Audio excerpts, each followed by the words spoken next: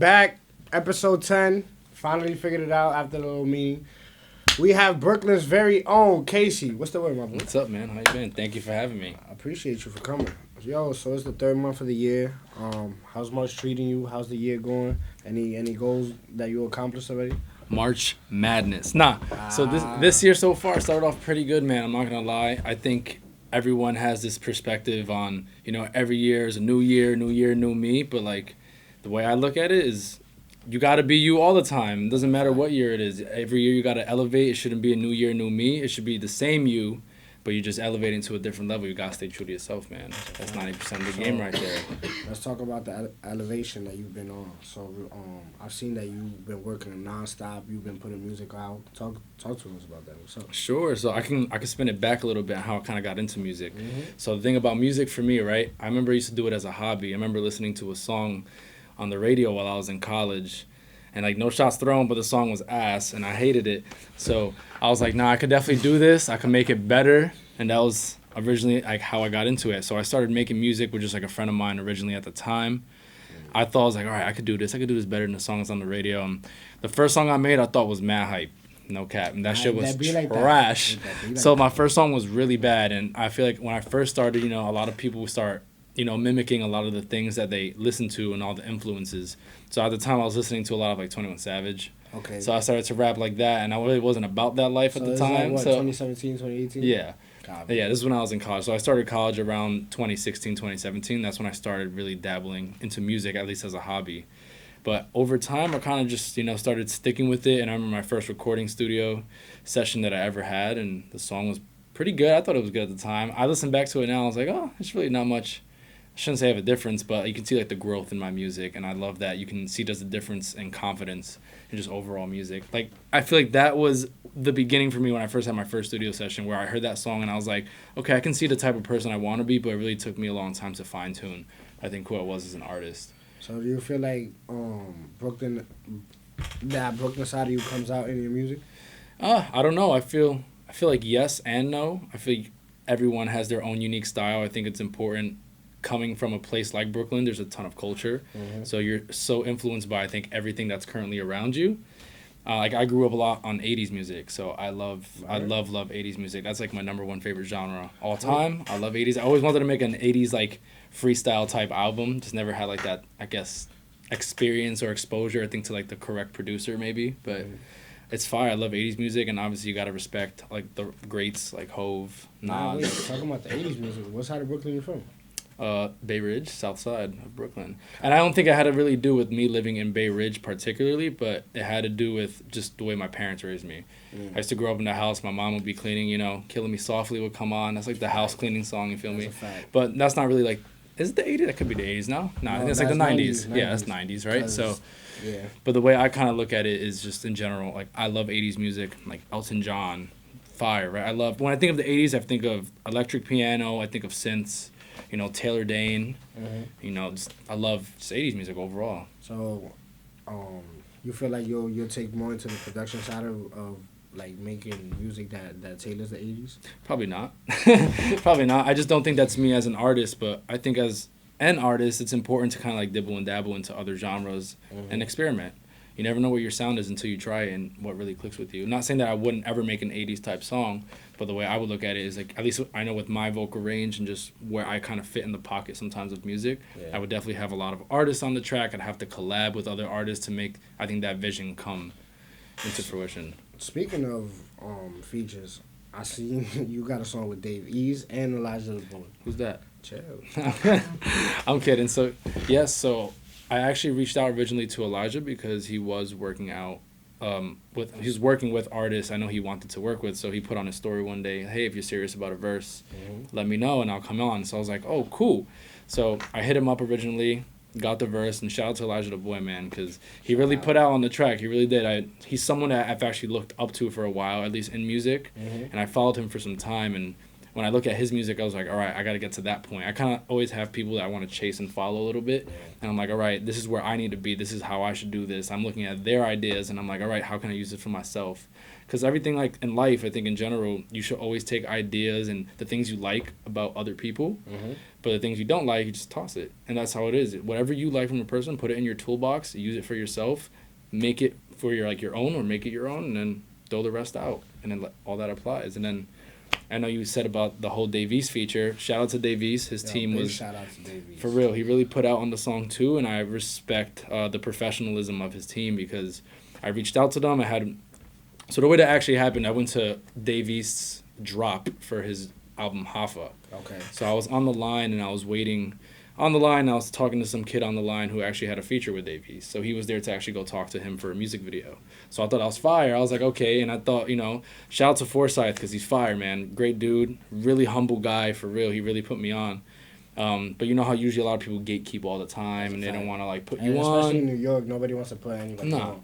And I was like, all right, here we go. Like, to be fully transparent, like I love Forsyth now, he's like my boy, but I always thought when people start talking about things like this, they're not going to put you on, they're going to just be like, oh, like, they start bragging about it. But now he was really humble about it, and I really appreciate him, and started talking a little more, and we got really engaged, and we just had more and more conversations. Then he's like, yo, I want you featured on my track, I see that you're serious about this. So I gave him a feature, and then he's going to put me on his album, and then, we collabed a lot, and then we just started talking more and more, and then he told me, hey, I see that you're a serious artist, and I see that you're taking your craft a lot more serious than most people, and I have this opportunity for you if you really want to take it. And he told me that he was in touch with Jim Jones Management. Okay. And I was like, wow, that's a really dope opportunity. So he was like, let me know if you're interested in working with X amount of artists, and he gave me a list, and I happened to pick Davies out of the bunch because at the time I was actually listening to a decent amount of Davies, and in general, I always like to see who I'm working with. And though I listen to Davies occasionally, after I got the verse, I listened to him a lot more, and I really tuned into his story, and then my respect level just, I was working with him. So, like, for us, it was a little different. Like, I don't know where he was at the time. He might have not been in New York City. But the way it worked is, obviously, like, for us, I sent the track, sent it back about, like, a week or two later. It was pretty professional. I got everything in email, got all the paperwork signed legally, and everything worked out. At least in terms of that, I feel like a lot of artists want to collab and do business with people, but they never do business correctly, and you have to, protect yourself no matter what. One thing I really want to talk about is the fact that, you made a song that reached the top 50 in the world. And the fact that it's above 50 Cent's PIMP and who is this? I have it written down. I think it's on my IG too. It's Gangsta Paradise. Yeah. Like, those are two legendary songs. Like, how do you feel like touching that peak? Yeah. So the way that I thought it was really interesting. So I was saying this obviously before this, and we all started talking a little bit. But marketing is like 90% of the game, and it all comes into marketing, how you market your music. And like I said, I feel like that song to me at the time was exactly how I was feeling. I was really proud of the song. I still am. I love it. It's actually one of my favorite songs that I've made, and I was like, nah, we're gonna market the crap out of this song. Like, let's put in all money in. So like, I market it correctly. Shout out originally to Everyday Success team because they helped me get up to the top 50. And I remember top 50, feel me? Yeah, you know what I'm saying? So it was really dope to see, and I was kind of like freaking out because the way it happened was originally it started in like the top 200. And it started like going up and up. So I checked it like every hour. And I was like, oh, and I was in class. Because I was in college and I was in class and I was just looking at my phone and I was like freaking out because I was like, yo, like I'm right next to Kid. No, literally. I was like, fuck this shit. But I was right next to like Kid Cudi at the time, and I was like, yo, like these are like the people I look up to. Cudi? Yeah, and I was like, these are the people like I look up to. I've grown up with their music, and to see me like my name right next to them. It was just, like, legendary, and then it just kept going up, and I think originally it shot to, like, 44, and it just stayed there, like, consistently for, like, a whole day, and then I was like, damn, like, that, to me, was, like, a big milestone for me, and I felt very proud because it goes to show you that no matter where you're from, no matter how little you are, it's really how much you invest into yourself and how much you're really willing to get into to reach that dream, and I think a lot of people aren't really willing for it, so if you want to shoot for it, you can go for it, and like I said, that's the whole thing about being an artist. I think for me, a lot of people do it for the clout and the fame, And that's cool because it all comes with it, right? Yeah, of course. But to stay in the game, it's not just about the music anymore. You have to be a business, and you have to, You have to market yourself correctly. Yeah, it's like I commented this on Eddie's post the other day, but like I'm not a businessman, I'm a businessman. Like it's Jay facts. was right. Like that's the 100% of the game. It's all the investments that you make, and I invested in myself, took the risk, and people obviously liked it, so it stood up there for a little bit. So what do you see yourself in like the next 3 to 5 years? It's a good question. So I think a lot of people always want to know like what's next for Case or just what's next in general. And I think for myself, I just want to be better than I was now. And I feel like that's easy to say, right? But no, like a lot of people really get stuck where they are in life. And at least when it comes to music, I definitely see myself doing a lot more shows, working with a lot more celebrities, reaching new heights, as some might say, like my song.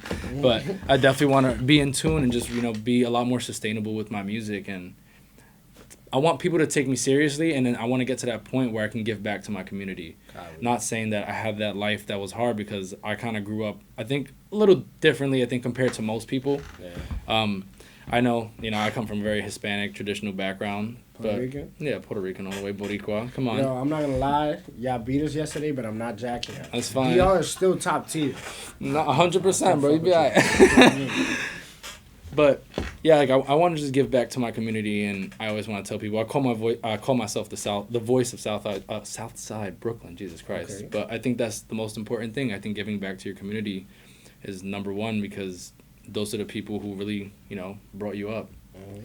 And like I said originally, I kind of came from a place where I was raised broke, and I think I really respect my mom for that. Like shout out to my mom, because we had like decent money, and my mom came from a place in her life where she grew up with all her siblings in one building, 5-6 siblings in one building, right? With her mother and father, and lived on food stamps. And and she's one of the most, I think now in my life, one of the most successful people I think I've ever met. Mm-hmm. And it blows my mind, shout out to her, but I've never met someone who has a work hustle like her, like the drive, and just continues to grow. And when she's like, you got to compete with me now and you got to get millions, I was like, no, you're right. Now I got to get millions too. Like, it's up to me now, because after she's gone, like, I hate to say it like this, but a lot of people look at it as, when your parents leave, like, you get everything. Like, nah, like, the way I look at it is, like, I have to make do for myself and my family and my legacy, right? And I want to live by her name, make sure everything that she leaves me is just, it's for me to just hold on to for my kids. So when I know I'm dead, my kids can have my stuff too. So for legacy, do you feel like you're gonna sign to a major label at some point? I feel like for me, I know I say this all the time, I kind of go back and forth, but if I did get the right deal and everything seems like it's gonna plan out correctly, legally, I don't see why not. I wouldn't pursue that. What do you think is the right fit for you? Like, what does that contract have to look like? For me, I think what a contract, like, I know how Bad Bunny kind of has. He has like a 90-10 thing where he makes like most of his money, right? But I'm not saying everyone's like that. But for me, I think something ideal at the moment would be like a distribution deal. I would love the backup of a label to help promote and market my music, but I want full creativity in everything that I do. And I think with the industry, the power that they have, if you have the creative, I think, control of everything you do, like, no one can kind of stop you. They kind of can't sway you in the direction that they want you to be in, right? I'm not saying that all labels are like that, but a lot of the times they'll invest in an artist because they see a lot of potential, but then they'll put you on the side because they want to invest more money into another artist. And they'll shelf you. And they'll shelf you for life. So I think having your own music and owning all your masters and being the full creative director of everything you do is important, but having that marketing and having that business perspective and that push from the label to all your music is extremely important. How do you feel like it? No, let me not even say how do you feel. Do you feel like it's important for artists to understand the terminologies and the structures of what music really is and the business behind it? Yeah, so I think you have to be talented, right? And I always say that hard work always beats talent. I know that sounds really cliche, but that's facts.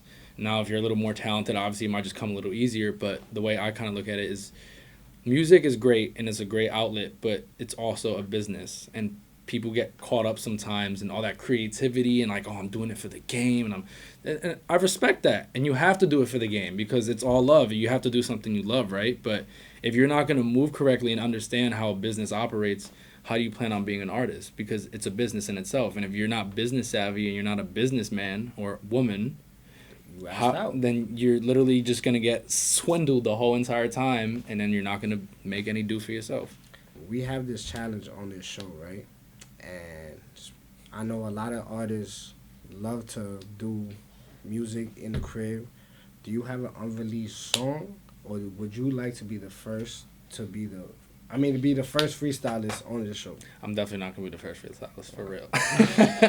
I'll show you an unreleased song. Oh, Not that I don't practice freestyling. I just think, everyone says they're a great freestyler, and then they write everything down beforehand, come in and they spit freestyle. Yo, that's a challenge to everybody. Casey told everybody, yo, come in here, bars ready in the top of the dome, and drop That's that fact. I'm gonna say, like, I'm not great at that, but I'm definitely not at the level where I would want to be, where I can be like, all right, I can do that on the spot anywhere. That's just something you gotta work towards, bro. And it comes with time and experience, like everything else. Yo, so let's hear this unreleased and drop that shit, King. And we back. What I want people to take away is you're in control of your own reality. Unreleased, you heard? You can be what you want as long as you put your mind to it. I sound mad Hispanic on this shit. Nobody's gonna live your life but you, so go for it. Case. Yeah, look, I ain't folding under scrutiny. A lot of people come to me, I'm thinking they just using me. They come to me thinking, wow, what he could do for me. Touch of heights, a lot of people never really get to see. Recently, I've been thinking about changing the perception, what I see through my eyes. Afraid to see the fame die, ain't gonna lie. If I can never make it, I'll be buried alive. Yeah, with regret and emotion, the sail is in motion. I'm feeling me, talking all braggadocious. I know they jealous, they feel offended. I'm compelling, might as well just keep ascending. Yeah, remember Case when he didn't have a Cuban necklace. Spent a couple thou talking how he moving reckless. How he do it, they ain't gotta know. But if he really do it, then is it just a boast? Yeah. This is tough. This right here is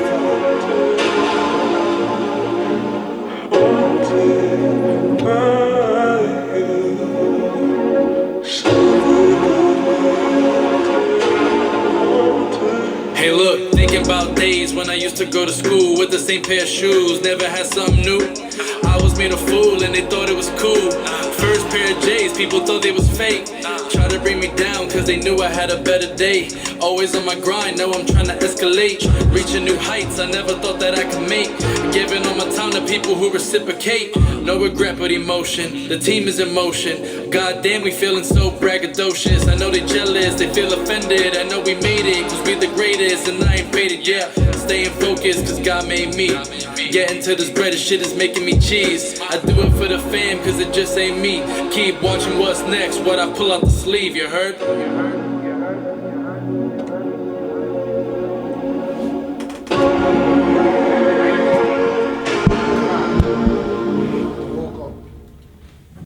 What up, y'all? It's Case here with Tunnel Vision at Skeeze Studios. Appreciate y'all. Much love. Stay up.